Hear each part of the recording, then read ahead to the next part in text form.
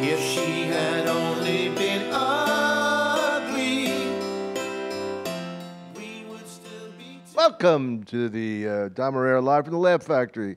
I'm here with Ahmed Ahmed.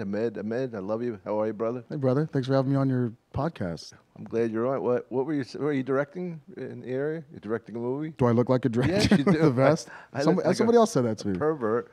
Yeah. I did direct one documentary. Is this being taped? Yeah. Oh, And it's on camera too. Oh, okay, good. I didn't know that. I mean, So- yeah, that's what okay, good. All So right. I'm glad you wear your blue vest. I should have dressed for the occasion. Nah, you look cool. Yeah? Relax. On a soggy, rainy, overcast LA day. I know it's in the 50s. Out of the blue, right? It's cold outside. Brr. Yeah. So, So you were telling me that Sebastian wipes and oh yeah. that's a little too far though. He wipes the air vent in the plane. So if you're familiar with Sebastian Maniscalco, most people are. He's got OCD, and so if you ever travel with him, it's hilarious because occupational corrupt disaster syndrome or right, something yeah. like that. Oh, I have that. OCD. What is it? Obsessive compulsive disorder. Oh yeah, I have that. And so One, he, two, three, four. he brings wipe-its with him, and he'll wipe down like the air duct on the airplane and the remote or whatever he's going to touch, the armrest, the seatbelt. He's wiping it all down so he doesn't catch any diseases. But I respect I'm gonna that have 'cause- him on the show next week, and I'll tell him what a kook you said he was. No, he'll agree. He'll be like, Ahmed was right. That's how I am. I don't want to catch nothing. That's his whole thing. Yeah. I don't want to catch nothing. Oh, who wants to catch something? But you're right about the people that don't wash their hands, That drives me nuts. You go in the airports, and especially airports, because especially if you take a dump. that's even the worst. I literally have seen men walk out of the airport I know. restroom, Remember, don't wash their hands. Poppy's getting a little sloppy from Seinfeld. No. It was Poppy's getting a little sloppy. I think it was. Guy Jerry's in the restroom, and the chef doesn't wash his hands. Oh, he leaves. ugh. What was that? Yeah. Oh, these people. Yeah. That makes me gag actually I would never. Like that's one of my fears in eating in restaurants is you never know what goes on in the kitchen. Yeah. I've worked in restaurants before. Me and too. see, But you don't want to think about it, and always be nice. Yeah. Always be nice to the customer. You never know what angry, bitter nut is going to be waiting on you. Mm-hmm. Waiter, I don't like the texture of this salad dressing. Oh yeah, I'll give you some texture. How about a lunger in your sombrero? What restaurants did you work in? Italian or No, I worked at Smith and Walensky's in Philly? You're from Philly. yeah, but this is in New York. Yeah. I moved to New York to hone my stand-up skills and my speech impediment. Only in New York. What? Only in New York because there are Yeah. so many clubs. Well, that's what they think. I think they're the only ones that do stand-up. Are the New Yorkers a little snobbier than Little the bit. LA comics? Yeah. But They- LA comics are like But now real, it's so mixed. right? I don't know. I like both. I like East Coast and West Coast. but You I grew think- up here, I grew up in California. and you were a Laker fan. I'm a Laker fan. Diehard Laker What fan. a great team to be a fan of. You know, they basically Jerry Buss won 10 championships. Yeah. God bless him. 10 Lakers. Yeah. I know. Some of the greatest players of all time. But people love to rag Who on would the start Lakers. for the greatest Laker team of all time? Who was the biggest star? No, who would start? Would be the starting five? Oh, Kareem Abdul-Jabbar, Kobe. I would probably throw in like James Worthy.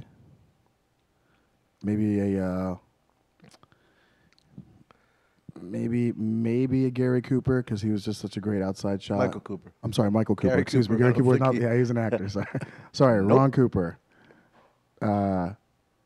And I like Nash right now. He's scrappy and he's he runs. Well, no, see, yeah, I didn't think of him in his prime. In his prime, but still, the guy's like, Yeah. isn't he like in his 41 or I would 42? start. now? Here's my front line. You forgot somebody very special, by the way. I know who you're gonna say. Magic. Yeah. The only reason I didn't say Magic was because he's the obvious choice. Okay. I would start Shaq, Chamberlain, and Jabbar. You can't get shots off. Right. Okay. You have like a wall in front of you. Basically. Kobe and Jerry West. Okay. Okay. That's dude. Now you're taking it way back. Well, I'm going by what their time, like their place in time. Now, you know, I don't, you don't know what those guys would play like today, but they don't have the benefits of today's nutrition and all that other, Sure. Exercise equipment and yeah, athletic steroids. steroids. What? So you grew up following I did. I grew up following the Lakers. You know, my parents used to just we used to just watch the Lakers every night. And I used to want to be Kareem Abdul-Jabbar. I used to want to be his height. It ain't gonna happen. It's not gonna happen. It don't look good. Nah. But then again, he don't look good lately. I try. So you should be glad you're not him. I literally wanted to be as tall as him, and then I Really? realized, yeah, I don't know why I had this It's a tough life, low man. self-esteem issue or something growing up. I just wanted to be bigger than everybody. So you wanted to be a giant to help with your low self-esteem to raise it. I did. I ended up being in a stand-up comic. So They don't live long either. giants or comics? Well, comics die in their 30s or they die till they're 100. Sure. They die in their 30s by choice, for the most part. Yeah, yeah. And then they died up to 100. It's amazing. I guess the mind working so much in comedy must keep the mind healthy. I imagine they always say the brain's like a muscle. If it's like a muscle, then we really use our muscle a lot. That and the one downstairs, if you know what I mean. Hey, Somebody that's told why we all do it. The one downstairs, little Petey. Little Petey keeps them alive. That's what they say. If you have sex once a day, you're the same more person? likely to have a longer Really? life than somebody who doesn't. Maybe with somebody else. Yeah. I mean, I'm sure, masturbation would probably assist that I lifelong was wondering about that. I was wondering, like, masturbation's a sin in the Catholic Church. Is it? Everything's a sin in the Catholic Church. So, but do you think the fact that they weren't allowed to masturbate, why would that make them child molesters, though? I don't know. It's crazy, ain't it? Religion's crazy. I'm fascinated by religion. Now, are you a Muslim? I'm Muslim on my good days. You're from Egypt, though. Your parents Born in Egypt, raised in Riverside. You were born in Egypt? Yeah. Dad immigrated when I was a month old. Wow. He literally got his immigration papers the day I was born, and came into the hospital room. And my mom, he missed the delivery, and my mom was holding me, and he was like, we're going to America. And it was like the American dream, Wow. Lion King kind of shit. Where was it at? The birth, The hospital. it was in a small town called Helwan, right outside of Cairo. It's a small farmers Isn't that village. fucking funny that we're sitting here today? Oh, dude, I was telling my 2013. my friends the other day. I said I was born in a village with donkeys towing watermelon, sort of wagons, and old women with lines on their face and dirty scarves on their head, cooking corn on the side of the road, and very poor upbringing. Popcorn? Corn. Yeah, I know. But butted. Slightly. No Slightly, salt, no please. salt, please. Thank you. And just a very primitive, stuff you'd see on Nat Geo or Discovery Channel. Isn't that amazing? It's And then amazing. here I am, 42 years later, sitting with you, legendary comedian extraordinaire, easy.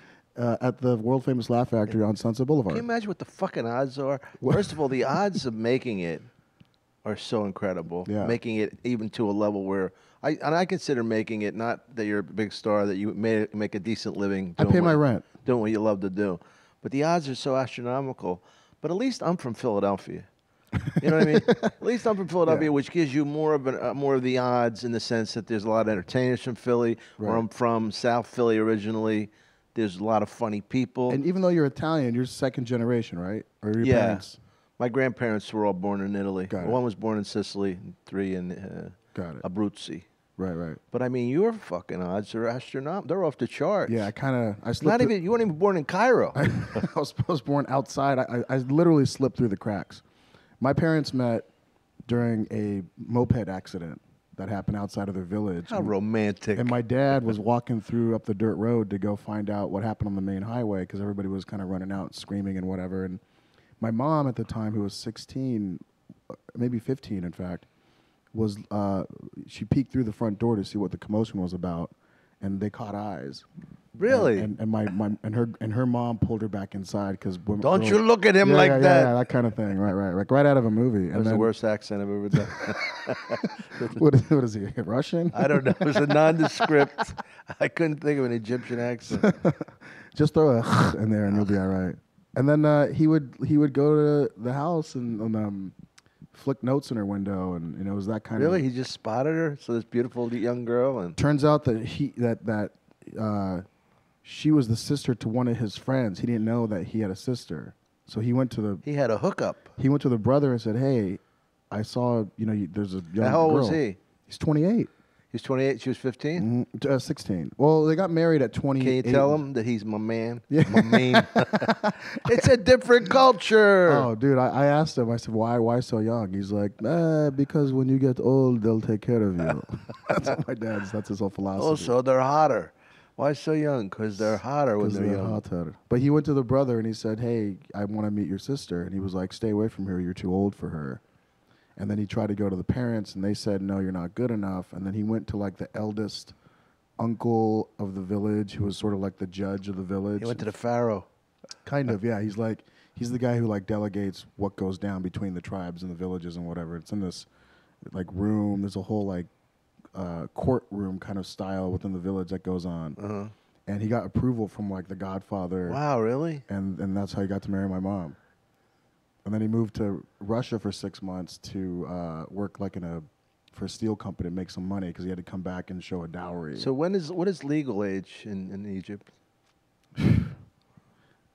It's scary.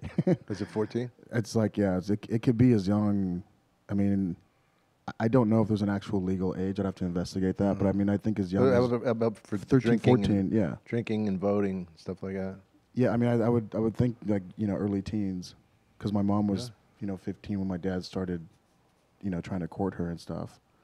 But like you were saying, like what are the chances of of anybody coming out of like a poverty-stricken, primitive lifestyle and being able to perform? Because the odds are against you anyway if you want to do it.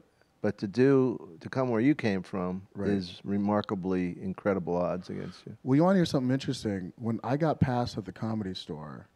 And it was 7 years into me doing comedy, but not at the clubs. I was just doing little one-nighters here and there, and getting my little 10 minutes here, 10 minutes there, kind of building an act. And Mitzi Shore caught me one night by accident, and she passed me the next day. But I wouldn't call in for spots for like a month and a half. And Why? She asked me one day, she said, "Well, why don't you call for spots?" And I said, "Oh, I'm busy," and I made excuses. I'm busy. I also have a very busy very busy schedule as a dancer. Remember that from the Jerky Boys? Oh, yeah, I'm real busy. I was afraid because there was all these like heavy hitters. Plus, you already passed, so at least you had that going. I had that going. That was like my ticket. I can just come in whenever I wanted. But at the time, it was like, it was you, it was John Caponera, it was Charles Fleischer, it was Joe Rogan, Eddie Griffin, like people who like have and had careers. And here I was like, I didn't feel worthy. And then she said, "No, just start calling." And then I did, and I got my first spot Friday, Saturday night. Yeah, I don't remember when I met you. Probably like 5 or 6 years ago. Yeah, I think it's because I got passed in '99. Oh, that long ago? Yeah. Wow. But then I think because you were on the road a lot, I think when I first started working. Yeah, I didn't there. like the Comedy Store in those days that much because like Eddie Griffin and Dice would go on too long. Yeah. It used to ruin the night. It was a little dark. It had a dark energy around it. The blood coming off the walls? Yeah. I mean, I still like the place. Yeah. And Jamie and Mitzi always got along, which is nice. Jamie's been great to me. I got passed here years later. This is harder club to get. Yeah, I just never felt like I fit in here at first because the Comedy Store was such like a insane asylum. Well, there's so many retards there that you feel like I don't have as here. There's like really slick comedians, slick with their chops, and they're really prepared. Like, the Comedy Store, they fuck around more. They got like that guy Dave Edwards, or what was his name? The guy, that real tall guy that would stand on the. He would stand on a table, and so he was like 10 feet tall, real angry, not funny. At the store here? Yeah, store. Dave Edward. Oh, yeah. No. Dave Taylor. Dave Taylor. Right. But I mean, you don't have guys like that here. No, because people. Look, here's the difference. I look at the Comedy Store, and I love the Comedy Store, and I will always sing the praise of the Comedy Store. And Mitzi's been great to me, and it is like a boxing gym, and it does have that kind of. Yeah. But she takes her chances on people more. She takes her chances. Tamayo, you don't remember Tamayo? Yeah, I do. Yeah. That wasn't my time, but yeah, I remember her. But she, the funny thing about the Comedy Store is that even though there's management, even though there's an owner, even though there's a sort of administrative vortex around it or within it, the inmates run the joint. Oh yeah, the inmates run the asylum. The comics and the door guys and the parking lot guys, they run the asylum. Yeah. And it's got that kind of cellmate atmosphere, I guess. And I hate to use that as an example, but it has that kind of. And I love a lot of the comics, and I dislike some of them, and they dislike me, and that's just how it goes. We don't really get in each other's space. What do you dislike? How much time do you have? It's not that I dislike them. I don't respect them. Who don't you respect? Should I be candid? Yeah, be candid. I don't respect John Caparello. He's the one I don't like. I don't respect John Caparello for a number of reasons. That's so funny because the one guy I don't want to get into, but he's literally, and I say this with forgiveness, and I say this with sympathy for him. He's just a misled guy who gets in his own way, and he doesn't have to be that negative. Like, if you're going to be a comic and you're going to work in a social environment, then act fucking social. If not, stay home and do what you do at home, but don't bring your negativity out in society. It's so funny that you would pick the one guy that I fucking can't stand, and I tried. Well, it's no secret, by the way. It's not like the cat's out of the fucking hat all of a sudden. Like everybody, I mean, not everybody, but cat's out of the bag. Cat's out of the bag. Excuse me. The cat in the hat is cat in the hat. Ding. Mixed metaphors by Ahmed Ahmed. By Ahmed Ahmed. The cat out of the hat. The cat's out of the bag, and I just think that he gets in his own way. He used to park cars at the Comedy Store. Yeah, I know. And I don't want to get on a John Caparello vibe because I wish him well, and I think he's one of the most funniest comics out there. I hate his work. I think that he's got a funny, he's very effective, dimensional way about very him. effective, but it's too contrived for me. He's not even from the South. He's from Ohio. Yeah, but he's got this. He's so got nice this, to badmouth freely. Well, on podcasts, that's the beauty of it. But I don't want to badmouth the guy. I just don't respect the guy. I just don't like him. He's not a very warm irritates person. Me. He's got a real attitude too. Like he's like this big star. Well, we went on the Wild West comedy show that Vince Vaughn put together. Did he insist on closing? He had me. No, he insisted on going up in the middle, which was the sweet spot. Oh yeah. But that we didn't care about. Like we kind of had a cadence to the way we were doing the lineup. But it was myself, Brett Ernst, Sebastian Maniscalco, and Cap. And we were going through the Midwest and the South, and they would bring us like fantastic barbecue, like catered barbecue from like these really cool, restaurants, barbecue joints and whatever. And he insisted on having one of the producers go find a Subway to get him a BLT. And that's all he would eat. And which was fine, but he just ended up being kind of a cranky, high maintenance problem more than a positive virtue and added value to the tour. I would have, looking back on it, I probably would have recommended somebody else to Vince Vaughn. But it's in the past, and it's we're ahead of it now. It's years ago, and I don't have any resentment. But I would be reluctant to want to be in a situation where I had to work with a guy. Yeah, because those things, it's like summer camp. If you're in the wrong cabin, it could be a nightmare. Oh yeah. But if you're having fun, there's nothing like it. And that's the funny thing with comedians is either you get along famously or you don't. And I've had horror stories, him being one of them, and I can name another few. But I've had wonderful success stories with comics. And if you can have that, it's great because we're such individuals. Well, we're so integrated too. Mm-hmm. When you think about it, I mean, I have never. There's many more Muslim comedians now in the last decade than there were when I started. Oh yeah. Yeah. I mean. Oh, and and I can tell you some stories about that. But I have never seen or felt one bit of tension between Jews and Muslims. Now that doesn't mean it hasn't happened. Right. but all the stuff that's going on in the world, you Right. think there'd be something, a wisecrack, and nothing. No, I mean, there's little backhanded things here and there. Black but and yeah. white, I don't see. The black guys and the white guys get along. Sure. I don't see any tension. You know, the only thing about the black guys, which is irritating, is they run the light. Yeah. Without a doubt, the black guys run the light. You know, for some reason, and you know. There goes the stereotype. No, but that's a start. That's why, you know. But I mean, you know, that's the worst thing you do in life. I'm no. saying comedians in general, it's a very integrated thing, and friend they're of- very straight, by the way, compared to the rest of the arts. Not as many gay comedians as there are. No. Certainly dancers. Or, Sure. You know. Well, you know, a friend of mine said it perfectly in this documentary that I had made called Just Like Us. There was a quote where he says, you know, comedy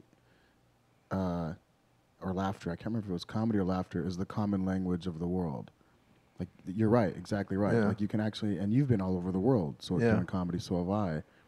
And We've been to different parts of the world, though. But if people can laugh together, Yeah, then that's how do great. you hate each Oh, other? yeah. You know, my friend Oh, Bob I've Alper had that. He used to quote that all the time. Rabbi Bob Alper: "You can't hate anybody with whom you laughed." That's what he used to always say.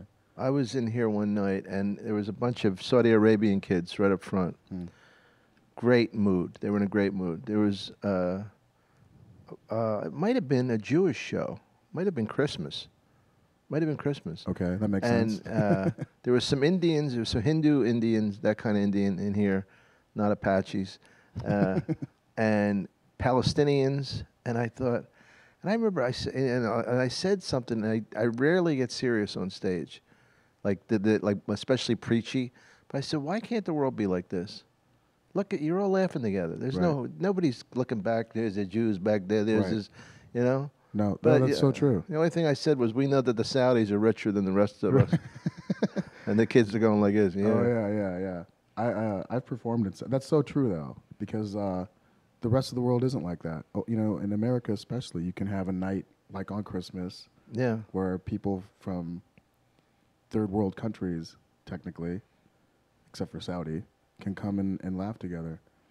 What are not third world countries over Well, in the Middle whole East? the whole Gulf. Egypt's not a mid. Egypt is considered a third world country. is? Yeah. See, Egypt. I would think that would be like second world. No. Well, what's a second world country? Do you know? I don't think I don't know if there's a like. I mean, everybody In says between. third world. And I think any country that's like Mexico's rel- third world. Yeah, I think any country that relies on another country's financial support. What's Haiti then? Fifth world? That's, I mean, they're really that's poor. underworld. Yeah, like Saudi is considered like the Gulf. So you have Saudi, Bahrain. Bahrain, Oman, Doha, Qatar. What's Kuwait? Dubai, Kuwait it was Gulf. Have you performed in all these countries? Yeah, I performed for the troops in some of them on a USO. I just did one with Steve Byrne and Owen Benjamin and Roy Wood Jr. for the Sullivan and Son thing. But I did, you know, the actual shows for Arabs as well, which was Do you speak another language?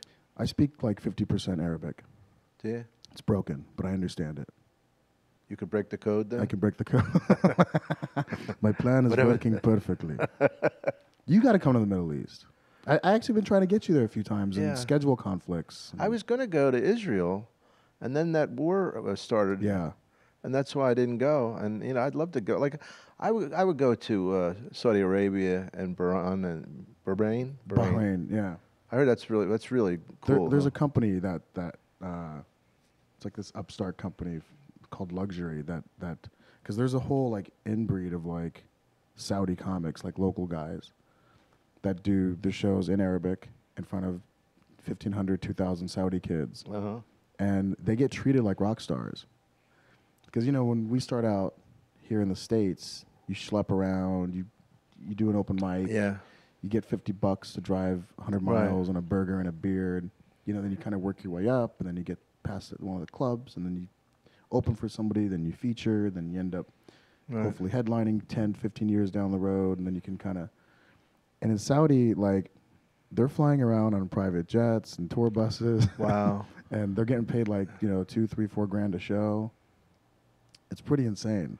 Well, you know, in Ireland, it's not that it's easy to make it, but once you get to a certain level, going from A to Z is really relatively easy. I mean, these Really? kids, I go back, I go there every year, and all of a sudden somebody's famous because they did like one TV special or did something. I mean, and it's such a small country. Like if you do the morning news, people recognize you. Yeah. Who's the kid from Ireland? Ed Byrne? Ed Byrne. Is that him? Yeah. Comic, kind of skinny I guy. don't know if he's brown. English or Irish. Irish. He is Irish. Yeah. He's cousins to a friend of mine who He looks like a sea hag. I always tell him that. he's like pretty. He's like huge in Ireland, isn't he? Well, Tommy Tiernan is the #1 comedian Is there. it? Okay. Maybe Ed was the. He's pretty He's up big. there, Yeah, he's definitely Like he's up done there. movies and stuff, I think. Maybe. I saw him at the Edinburgh Comedy Festival in Edinburgh. 2000. Edinburgh, for fuck's sake, it's great. You've been there. Yeah. Did you like it? I did like it a lot. You did? But the problem with Edinburgh is that the gigs that I would get are only valuable if you live there. You know what I mean? Like, because it's not like I'm going to fill theaters, but the money would be decent if you lived there. But I don't want to live there. You're breaking so even though. To kind fly, of, right? fly from L.A., Yeah. it ain't worth it. I went there in 2004 with Josh Nasser, and who does like some stuff at the Comedy Store, and that he was more of a host, and Aaron Cater and myself, and we did the Access. How you getting along with Aaron? He's, it's like a Caparello thing. I don't really respect the guy. He threw me under the bus way too many times. He told me about that. Yeah. I don't wish him any ill will. I heard he got married, and I don't see him around much. I don't see him. I just, so, you get. It's funny because you get to a place in I'm 42 now, and I've gotten to a place in my career where, and in my life in general, with just friendships and whatever. If you disagree on something or you don't have the same point of view on something, then just distance yourself from that energy, because, a comedy there's such a like osmosis factor involved with our community. Like sometimes I'll get booked right before or after Caparello or Aaron, and so they have to either introduce me or vice versa. Oh, you mean like yeah. And I'm always like, hey, this guy's really great. You've seen him around town. He's been on this. You've seen him in that. Yeah. Show him some love. Put your hands together for whatever, John Caparello or Aaron Cater. And I'm always nice that way, and I'll shake their hand, but that's it. It's almost like they're kind of like ghosts to me. Well, you know how you can tell if I really don't like somebody? I just give them a nice intro. You know what I mean? So you must love me. I do. I do love you. You're like this next terrorist coming to the stage. No, but I mean, it's true. It's like if I fuck with you, that means I like you. And I have confidence that you'll do well. I'm not worried about you. If I'm like a Caparillo introduction be, here's a guy, he's a terrific comedian, you're really going to enjoy him, boom. That means I can't stand the motherfucker. Yeah. Yeah. I mean, I'm like that. They don't have that here. They have MCs here. Right. Yeah, that's the difference with comedians at the Comedy Stores. They used to have MCs. Yeah, I know, but I kind of like the tag team thing though, because it kind of shows how much a comic can be unselfish for 15 seconds. Because a lot of comics, I've had comics be like, "Who's next?" All right, give it up for a minute. I like getting my balls busted. They're like Mark Maron and we go at it all the time, and I really dig Mark, and I'm sorry for his success, only in the sense that he's lost some of his anger. So you know what I mean. I just don't want him to get too happy because it'll suck all the funniness out of him. I really like Mark. It's funny because when I met him at the Comedy Store years ago, I thought he never liked me. Like he just. I don't think. See, he's a hard guy to read, right? Because he reads like he doesn't like you, but he hates himself. Okay, so it's not I'm in you. my head a little bit, right? And Yeah. I respect him. I've seen his work and whatever. So I just try to stay out of his way. And then every once in a while, he would throw out like a funny, Jew Muslim, comment or whatever. Oh, that's right. He's Jewish, Right. So then, like a year and a half ago, I think, his assistant reached out to me and said, "Do you want to be on Mark's podcast? He'd like to have you on." And I thought, oh, maybe he's gonna throw me under the bus for like an hour. Like I don't know. But no, because I didn't know. It was all new for me. I didn't know what a podcast was even.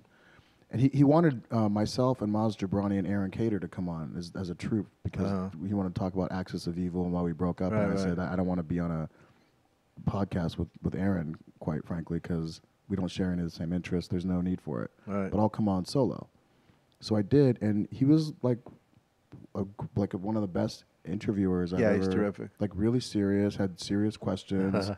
Like I felt like I was on on trial there for a Right. second. But Isn't it true, yeah, Mr. he had Ahmed, that notes, you... he did his research, but really smart guy. Like I think that Yeah. he found his platform, He really did, yeah. and I got a lot of hits off of that. Well, I did one of his first podcasts, and we're in Ireland, right? And him and I were just hanging out. It's Saturday night. And, you know, I mean, I know a lot of people in Kilkenny. I'm Yeah. like the mayor of Kilkenny when I go Yeah, there. I heard. And Mark has only been there once. He thought they hated him. Obviously, they didn't hate him because he was asked back. And he was doing much better. He was much happier, starting to get... I don't think he had met his girlfriend yet. I think Nat. They're from my... Not washing. It's a religious thing. I thought I brought them. No. But I did his first podcast. It was so funny. We're sitting there. It's midnight. And on a Saturday night, and he says, "You got to do my podcast. When do you want to do it?" I said, "I don't know. How about now?" He goes, "Now? It's Saturday night." I go, "But we're fucking talking to each other anyway. Yeah. Might as well record it, see if we get anything good." So he just brings the mobile. He had, but then he had much more stuff. You know, I think now More it's equipment. probably a lot. You know, because Ari Shafir had it. We did one over here, and it was great. Just this little thing. And, Yeah. You know. Yeah. That's the beauty of podcasts is you can just do it anywhere and it's Yeah. compact and Well, the Irish kids were telling me that, like these teenagers, you know, because they hadn't recognized me from Rogan's podcast, and they were telling me that they just like to drive to work, listen to comedians bullshit, and I was you know. I was on the road last summer with on the Sullivan tour and Sullivan tour. the Sullivan and Son Steve Burns show. Oh yeah. We Are did you it- in that? Yeah. You're in that show? Yeah. I was Oh. barely in it last season. Good for but you. I was in it. I'm sorry, man. Congratulations. No, thanks. What do you play? I play Ahmed. I play myself. I actually play a tow truck driver who went to high school with Steve and was kind of the loser. Now, why do you have the same first name as last name? Ahmed. I know what your name is, but I mean, is there like other Ahmeds? I mean, what's your sister's The name? joke was it's Ahmed named so nice they named me twice. Haha. But What's your sister's name? Because I always forget. Nanis or Amira. Amira. I have 4 sisters. But my real name is Ahmed Abubakar Ahmed Muhammad Ali Abdul Wahab Kowediat. I my knew parents that. were able to, my parents. You don't think I study up before I have a guess? Yeah, you didn't You didn't even give me a chance to say it. But when my dad immigrated to the U.S., they said you can't use all those names, so just pick. I think Ahmed's a cool name. People think it's a stage name. It's not. Yeah. I mean, my parents weren't. My mom just liked the name and the way it sounded. Doesn't sound like a stage name. A stage name would be like Biff Stark. Right.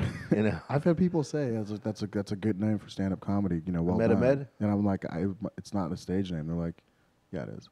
Like they're convinced that I'm lying to them. Right. But we were on this tour and we were on the road quite a bit. And Owen Benjamin had downloaded all these podcasts from all these comics that we just sat there and listened to in the car for hours. Some of them were fascinating and really interesting, and some of them you're just like, next. But that's always fun. I like that new platform of listening to people's road stories and. Yeah. Are you still with the same girl? No, Oh. single now.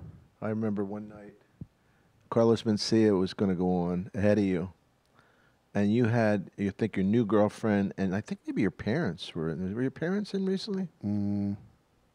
Or her parents? Or Maybe her. You had parents. people there. Yeah.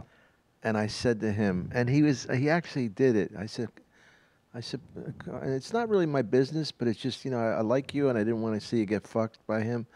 I said, Carlos, do me a favor. I said, Ahmed's got people here. He's got a new girl. I said, don't fuck him with an hour. Can you do 25 minutes? All right, brother. And he did. Was that you? Yeah. Okay, good. Yeah. Oh, thanks. I see you're like a comedy angel. I didn't know. Messenger. Thank you, man. I didn't know just that. didn't want you to get screwed by that time thing. That fucking irritates me. Hey, look, here's my thing with the Comedy Store or any club for that matter. I'm not a famous comic, so I'm not looking to have any precedence over somebody that is. But if somebody that's going to come in and do more than an hour, I would just hope that they can just tell the club, hey, I'm probably going to go an hour. That's all. So Say the it. club can just call us and say, don't come down, Yeah. or it's going to be an hour. Yeah. Because people don't realize, and that 15 minutes that we get, a lot of us will plan our whole day around that. Right. Go to the gym, look at whatever notes for some new stuff we want Yeah. to try, get a haircut, meditate, whatever the fuck it is you do before you Flush go on the stage. toilet. Flush the toilet. Thank you very much back there. I don't know if you guys can hear that. And then to go down there and either have to wait or just not go up. Yeah. You know, I was at the Comedy Store like a few weeks ago, and I wasn't on, but I went to go watch Sebastian and Maz and Bobby and, you know, all the people that we work with. And Chris Rock came in and did like 2 hours. Really? And everybody left. And for some reason, I got mad for these comics. Jeez, I I didn't just know wish, Chris- I just wish, and I'm I like surprised. respect Chris. I like Yeah, Chris. I think I he's didn't a know brilliant Chris guy. would do that. I just, because he normally will come in and do like, 30 max, 40 maximum. I never thought of But him. I just thought it would be cool if he was like, "Yay, man, I'm gonna come in and do 2 hours." So just tell all the Yeah. guys to hold up the schedules. Yeah, that's so fucking selfish. Just that was a bad Chris Rock impression, but it was better than my Egyptian. your Egyptian dad impression. But I just thought it was unfair. That was supposed to be a woman, by the way. Oh, it was? Yeah. Okay. That's how bad it She had was. a frog in her throat. I just wish I would have more consideration, just to say, hey, you know what? I've Yeah. blown up. There's a bunch of these guys that have these 3, stages around town, and let Right. them do their thing, and then, or I'll call the club and say I'm going to do 2 hours, and then they can call us. Like, it would have been nice if the Comedy Store said, hey, That really disappoints come me. down. Disappoints me in him because I never saw him do that. I never heard of him doing it. Like Dave Chappelle does it a lot. well, at least you know what you're expecting with that. But when Dave Chappelle one night stayed on stage so long that he knocked the other show into oblivion. So all those acts didn't even Jamie go. paid them anyway. right. But all those acts didn't get on because Dave was up here jerking off. And it wasn't like he was doing material. He was just saying, riffing, yeah, yeah. where you from? Well, where you from again? And I even came down. I says, Dave, I didn't want to tell him to get off stage. Wasn't my place. Jamie, that's his place. But I said, Dave, we're drinking some wine. You want to come up and have a glass of wine? Oh, thanks, Dom. I'll be right up. Another fucking 40 minutes. Right. Right. So it says a lot about a person. How Oh, little well, they give a fuck about other people. It says a lot about a person's inconsideration and how much just therapy I think they need or realize that they need, because you I'm don't disappointed need in Chris Rock though, because I don't think of him like that. I tweeted it because he was on stage doing some new stuff. He was banging out. He was trying to break rocks, and it was a kind of a light crowd, but he was getting mild laughs. And then I tweeted, watching Chris Rock at the Comedy Store, working out new material, good stuff. And then an hour and 45 minutes later, I tweeted, still at the Comedy Store. Still watching. Still watching Did he Chris. bump you? I wasn't on that night, Oh, okay. but I went to go watch. I think I brought a friend in. I said, hey, I want you to watch a couple of my friends that are very funny, Sebastian. And they didn't get on. No, they all left. Yeah. Maz has a family. I don't know what Bobby's deal is. Sebastian's getting married. Like, they have lives. Yeah. And so for them to come up, dressed, showered, prepped, ready to do their little 15 minutes, and then Yeah. have to say, oh, you know what, you're not going to get on tonight. I know. And it'd be one thing if it was like a young comic just starting out. These are all established comics. Yeah, I remember Robin Williams doing that when I first came out here, and I had known Robin from doing improvs with him on the East Coast, the clubs. We used to do improvs like a Catch Rising Star and the improv, and it was fun. But he was on. I was on after him. Right, he did a really long time, and I just laid into him about he wasn't even a movie star yet. It was like the Mork. He had just got done doing Mork, Right. and I just fucking just like. And he goes, were you really mad at me? I go, yeah. He goes, why? I said, because it's not like you're fucking doing groundbreaking material. You're talking about your dick. Right. I said, John Witherspoon came all the way in here and didn't go on. He just had a baby because of your fucking selfishness. Yeah. And then I'm sorry, man. He's a nice guy, but I mean, you have to know what you're doing. You can't, like, the other night I was here and this kid ran the light, And I said, well, I said, I'll just do shorter because he ran the light. He goes, you're being a passive aggressive. I go, no, I'm not. I'm being aggressive. Yeah. Fucking ran the light. He goes, I know. He says, as soon as the light came on, I got off. I'm thinking, no, you didn't. I didn't feel like arguing with the fuck. Yeah. Yeah. I mean, I remember when I first started out, and I would get bumped a lot, and then Who bumped you? I remember when I first started, Dice and Eddie Griffin would bump us all the time. And they would do, hour and a half. I was upset about it. I was like, oh, okay, I get it. They're big stars, and I'm just this little schlep comic. It's not But the as I point. got older, You're a human being. As I got older, I started thinking, do you guys really need to be on stage for 2 hours? Especially when they're just jerking off. It's not like they're doing if material. you brought a notebook up with stuff that you had prepared, I respect that. If you call the club and say, hey, I'm going to be on for, and I hate to sound like a complainer. I don't want to sound like one of those guys who I'm the victim and I'm complaining. It has nothing to do with that. I'm a principle guy, and I just believe in that. I know if I was going to run, if I'm headlining a club and I'm the last guy on, and we're at the La Jolla Comedy Store or whatever, and it's the second show, and I'm going like a few minutes over, that's one thing. But to go on before the headliner, or to go on in a comedy club where there's a factory, no pun intended, of comics coming in. Yeah.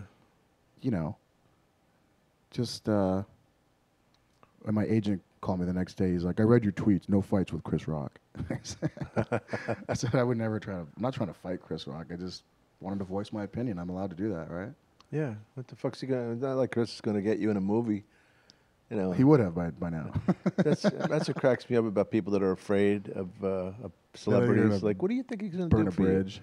Like one time, Eddie Murphy. You know how we all introduce each other at the Comedy Store? Yeah. Well, he threw the mic down, and walked off stage, like he was Elvis. Like big, like yeah, pause he just break. threw it down. Right.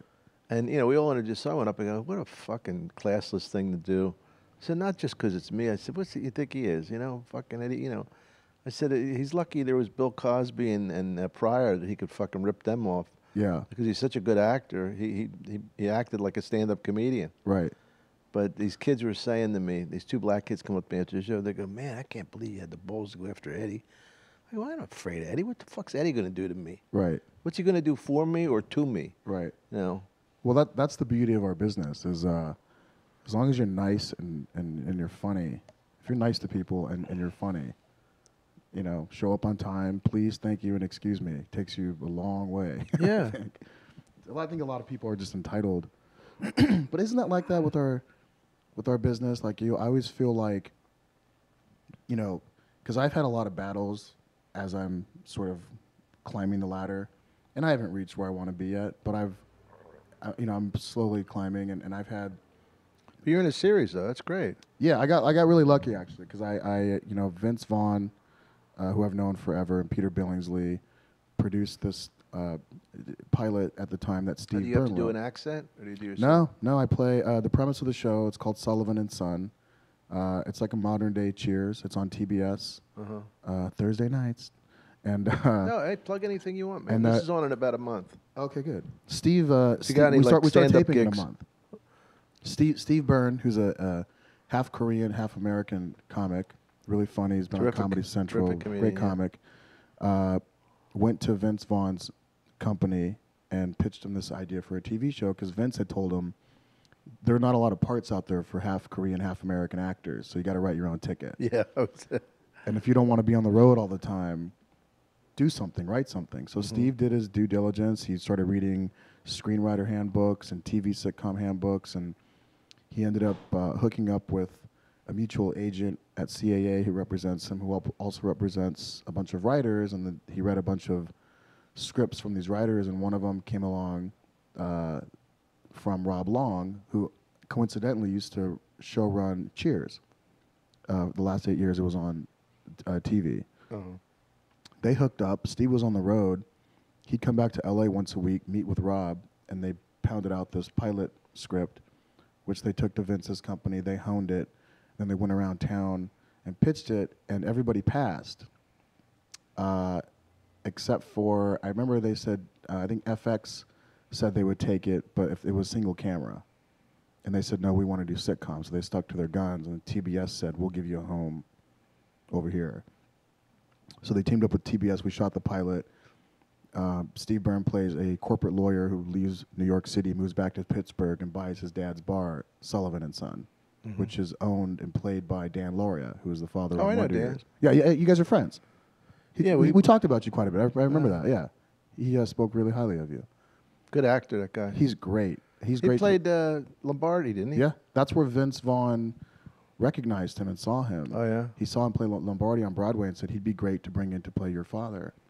So he came in, he got the part. Jodie Long plays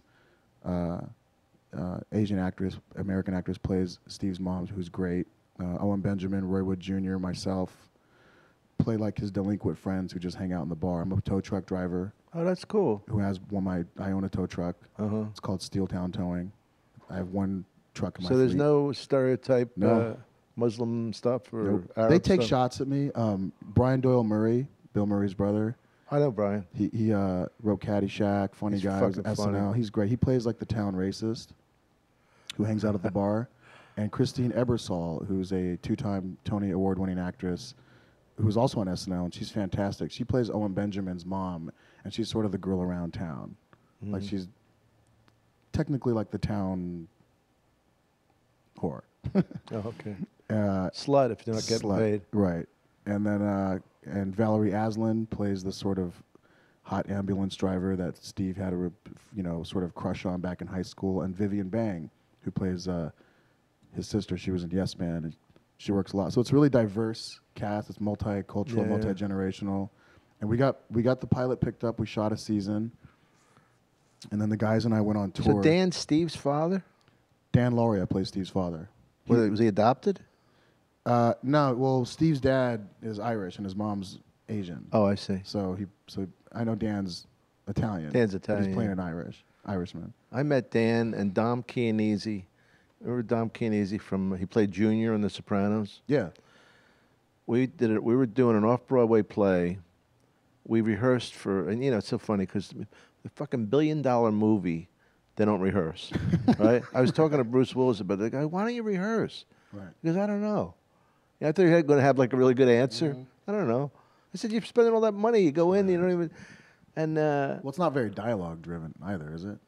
What? Like the Die Hard stuff. yeah, but still rehearse Right. something. I mean, Right.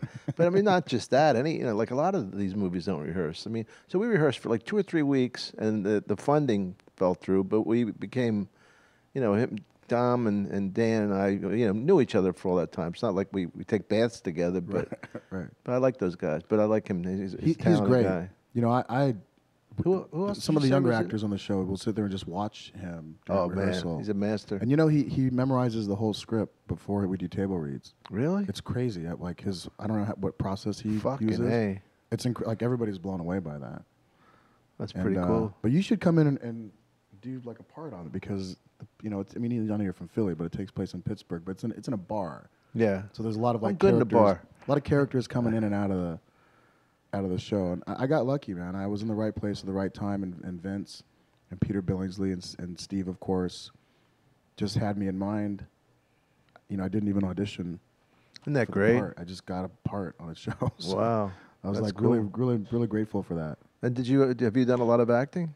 I've done, a handful. I was in a couple like small parts in big movies, and a few like co-stars and guest stars and independents and stuff like that. But nothing like stand out. Right. People. I'm always the guy who has to explain the movie and the thing I'm in. It's like, do you remember the movie so and so? And they're like, yeah. Like, remember the scene where the guy walks into the thing? And That was you? Yeah. No. I was the guy who was walking behind him. I don't remember. With the him. red hat. That was me. I remember the other guy, but I don't remember you. Oh, okay. Well, that was still me. Okay. But this business is so ancestral, and for me, I always say name of the game, stay in the game. Like if you just like what you do, people Yeah. can pick up on that you're just happy with what you do. Well, that's also why, like guys like Caparillo, we were talking about him, and we've never badmouthed anybody as much on this show. But I think he better make it really big for a really long time Yeah. because he's got a lot of people that don't like Well, him. the only reason I would disclose his name publicly on a podcast or any other reason is because, and again, I don't wish the guy ill will. I do think he's You don't have to talented. say that. It's like Do think I don't he's mean that in funny. a bad way. I don't mean that in a bad No, way. he just I don't really care either way, but he made it he made a very poignant statement to me one night after I had done, not quite a bit for him, but I had recommended him for things. I had booked him in Orange County. Like I just helped him out in certain areas. And and not that he owes me anything, but there wasn't a lot of gratitude and there wasn't a lot of appreciation. And then he went out of his way to like really go out of his way to badmouth me behind my back and also to my face, And he would say pretty much covers everything. but pretty much like you're hard to watch on stage and you're a failed actor who became a comedian. And so Wow. it's like, oh, okay, I didn't know you were the comedy aficionado. Like, Why would he do that though? insecurity? But that's happened to me a lot. Like I had a situation at the Comedy Store. I had 2 situations at the Comedy Store I'll never forget. And it was during the time that I had gotten past there. And the first is I don't want to call it an incident, but it was with Joe, your buddy, Joe Rogan, who I like and respect and always thought he was funny and just pit bull of comedy and we weren't really like friends, but I'd come into the Comedy Store and we'd fist bump and he used to always say, Ahmed Ahmed, the mayor of Hollywood. That's what he used to call me, mayor of Hollywood. And I think this was like when he was on Fear Factor. Oh, that's a while ago. Like when he was. I was thinking of news radio. When it was when it was like super popular, so he'd always pack the rooms and have people come and whatever. I had a falling out with Aaron Cater when we were in Scotland, and it got ugly. And Aaron had come back to America before me, got to the Comedy Store, and went around and like starting fires. Ahmed's an asshole, he's a bully, and he did this and he did that, and he really just kind of tried to scar my name. And so by the time I got back, I had gotten to the Comedy Store, and like every single comic was like rolling their eyes at me or talking shit, or would come up to me and say, "How dare you do that to Aaron?" I'm like, "You don't know both sides of the story, so why don't you ask?" Well, Rogan did that to me. I'd walked in the Comedy Store one night and I go, "Hey, Joe," and he goes, "Don't talk to me." And I go, what's wrong? He goes, "What you did to Aaron was fucked up, and you fucked him over." And I said, "Well, you don't know my side of the story, but since you've already made up your mind, then just sleep with that." Yeah. And I just said, whatever, no harm, no foul. I don't have to talk to you anymore. And he wouldn't talk to you, or you didn't want to? I tried to like approach him and be like, "What's the problem?" Right. And he just wasn't into it. So he called the Comedy Store and said, "If Ahmed Ahmed's on the lineup, I'm not going up." Wow. And so Duncan Trussell, who was the talent booker at the time, one of Joe's guys now, but back then I think he was even keel, and he was, letting Mitzi give the orders, or taking orders actually from Mitzi. That Friday night, the spots came out, and Joe didn't get a call, and he called the club and he said, "I never got a call," and Duncan said, "Oh, Mitzi told me to tell you, don't tell her how to run her club. And so since you said you wouldn't go on if Ahmed was on the lineup, she took you off." Wow. And I don't think he saw that coming. And that's what I like about her, is that she's just... She didn't give a fuck. Don't give a fuck who you are. Don't tell me how to run my joint.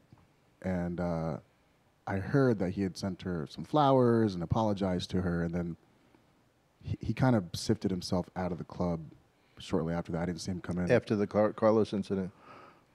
Yeah, after the Carlos Mencia, and then that happened. The Carlos Mencia incident happened, which I was there. I was there sitting with Ari Shafir. In the you back were in the room? I was in the room watching the whole thing. What happened, from your point of view? Weren't you there? No, I was. I think I had just left. Ari Shafir, really quick, just to go back to the Joe thing. Oh. I never hated Joe or disliked him for that. I think it's kind of cathartic to talk about it now because I think it's funny. And I've seen him a couple times at an airport and just kind of around. I've always just been like, "Hey, what's up?" But I just thought it was funny how people in this town will try to flex their power to really destroy or take away something that, they've rightfully earned because of a personal dislike or a disagreement. What did he think you did to Aaron? I don't know. I don't know what he, I don't know what What did told him. Aaron say you did to him? I don't know. I don't know. I don't really care, because whenever somebody already makes up their mind about something, doesn't hear both sides of the story, then it's not my job to track you down to explain myself to you. Like, there's no, I don't get anything from it. Why should I validate myself to you? Why should I go to you, Joe, and say, "Hey, you know what? Let me tell you what happened, man. I really need your acceptance." Right. Yeah. I don't fucking need anybody's acceptance. want my parents' acceptance and acceptance from the good Lord and, good people around me. But if somebody's trying to, spin it into something that I need to learn or whatever, it's like, fuck you. One time, there was a roast. I don't know if it was from Mickey Rooney or one of those like big old stars, and Dice was on it, and I was on it, and Dice said if I was on it, because I called him an Italian wannabe, and I said, and I don't really have a problem with him now. I really, because Eleanor works with him, I'm fine, but he said if Dom's on the show, I'm out of here. And they said to him, well, we're sorry you're not going to do the show. So the same kind of thing. Yeah. It's like, And I remember, I know you and Dice had some little squabble. were you there the night I broke the bottle? Yeah, at the comedy store. I said, you want to fight now? Yeah, in the OR. When he was doing a lot of time. Well, he pushed me. And then he's too big for me. Yeah. So I was right there in the lobby. I went and got a bottle. And then I says, now we're even. And they, whoa. Do this. Ooh. I just find it. I think some comedians. The joy of comedy. Just our egos are they can become so big that we think we're powerful enough to just. But going back, I guess, to the Mencia thing. Well, that was about people doing long, because I said to him, and it really wasn't my place. I said, yeah, it was. Why not? Yeah, because it's not. I mean, I'm sticking up for the guys that were getting bumped. I was already. That's on. what I appreciated. That's what everybody else. Because you were the voice of. You were the voice that everybody else. I said, what the fuck, man? Like, you've been on for this. You're just jerking off. Give these guys a chance. What? He comes off the stage. And I remember you saying, if he said something like, I'm doing my act, and you said something to the effect of, well, be funny. Oh, yeah. You said something like that, and that's what made him come off the stage. Oh, that's... But that night that Mencia and Rogan were going head-to-head. Oh, right. Mencia, I think, was on stage, and then Rogan went on after him. And it was funny because I think there was supposed to be a buffer in between. I think Ari Shaffir was supposed to go up in between. That's not good booking. And Rogan, like, kind of, if I remember correctly, and don't quote me, I remember he kind of, like, just went up and grabbed the microphone and said, Carlos, come back here. Let's talk about you stealing jokes. And he kind of just opened up the forum. And I remember sitting in the back of the room, and I remember Ari Shaffir sitting next to me, and somebody was recording it because it ended up on YouTube. Yeah. But that was like watching two kind of pit bulls of comedy go at it. And Carlos obviously is known for what he's known for, but it was kind of refreshing to watch Joe. Even though Joe had tried, done the thing with me or whatever, I still like the fact that I was like, all right, I respect you for that. Yeah. See, Joe cares more about people stealing material. I care more about them doing a lot of time. Yeah. I don't care if they fucking take my whole act. Just don't do it. Just edit it. Don't do the whole thing. Don't do the whole thing when you have 15 minutes. If you don't mind. But I love our business, with all the ups and downs. It's. Oh, are you kidding? Right. It's so much better than working. This is work, right? This is it, man. So how many episodes are you in? Are you roughly? Fuck, I don't know. Evan would know that. Well, actually, Evan doesn't know much. So he's got something wrong with him. Triple dig? See the way he looks at you? Evan? Yeah. Oh, he's Evan? He's got the emotional problems. Really? I thought he was just attracted to me. Josiah and him are a couple. Who? No, I'm kidding. It's a joke. Like, who's They're not Josiah? a couple. They're just dating. They're seeing each other. That's also a joke. Well, I thank you for being on the show, my friend. It's been awesome. Great talking to you. I'll come on anytime. Yeah, thanks, and good luck with the series. That's great. Yeah, you need to come in and do something. I'd love to. I'll put in a word for me. I'd love Steve to come in and see if they can find something for you. I think you'd be a fantastic addition. Steve and I have a lot of bad blood between each other. You and Steve Byrne? No, I'm kidding. I never did anything. Did he? I like him he a tried lot. to ban you? No, he's good. I always, I only know him from the Comedy Store, and he always slams the set. He's great. He's honestly one of the nicest comedians you'll ever meet, and the first one to pay the tab wherever you go. Oh, really? Like, it's just bizarre the way he does it. Like, before you even sit down, he's already got the bill covered, and it's like, why do you don't need to pay all the time? He's like, no. It's just, oh, that's cool. he's just super nice. You don't see that. You don't see comics reaching much these Too days. many alligator arm comedians. I can't pay. I Look can't, at I my didn't- flippers. I got a gig this weekend and I gotta buy it. Thank you, brother. Hey, thank you, Ron. Ahmed Ahmed. See you next time.